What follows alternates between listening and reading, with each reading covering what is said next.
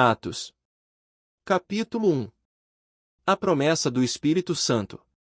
Em meu primeiro livro, relatei a você, Teófilo, tudo o que Jesus começou a fazer e a ensinar até o dia em que foi levado para o céu, depois de dar a seus apóstolos escolhidos mais instruções por meio do Espírito Santo. Durante os 40 dias após seu sofrimento e morte, Jesus apareceu aos apóstolos diversas vezes.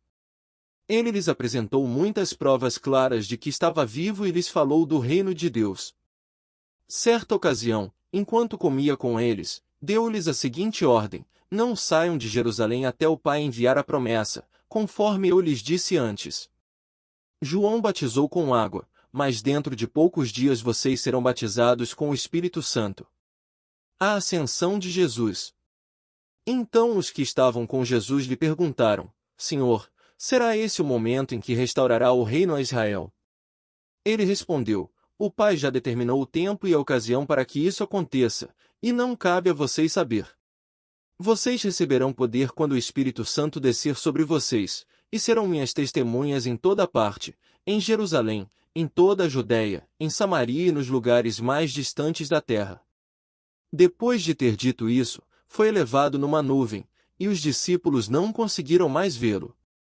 Continuaram a olhar atentamente para o céu, até que 2 homens vestidos de branco apareceram de repente no meio deles 11 e disseram: Homens da Galileia, por que estão aí parados, olhando para o céu? Esse Jesus, que foi elevado do meio de vocês ao céu, voltará do mesmo modo como o viram subir. Matias substitui Judas. Então voltaram do Monte das Oliveiras para Jerusalém, cerca de 1 quilômetro de distância. Quando chegaram, subiram à sala no andar superior da casa onde estavam hospedados.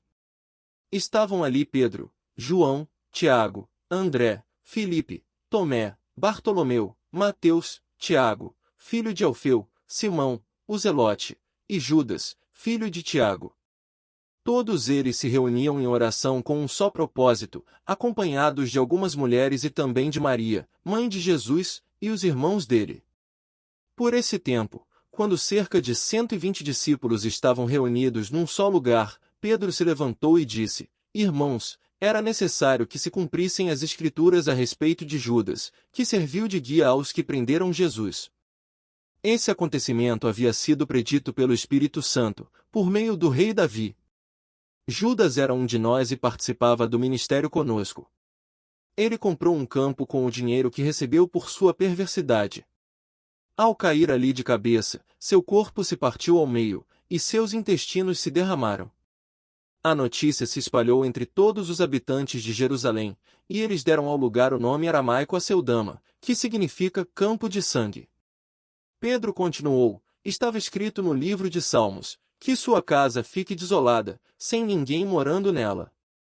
Também diz, que outro ocupe seu lugar. Agora, portanto, devemos escolher um dentre os homens que estiveram conosco durante todo o tempo em que o Senhor Jesus andou entre nós, desde que ele foi batizado por João até o dia em que foi tirado de nosso meio e elevado ao céu. O escolhido se juntará a nós como testemunha da ressurreição. Então indicaram 2 homens, José, chamado Barsabás e conhecido também como Justo, e Matias. Em seguida, oraram: Senhor, tu conheces cada coração. Mostra-nos qual destes homens escolheste como apóstolo para substituir Judas neste ministério, pois ele se desviou e foi para seu devido lugar.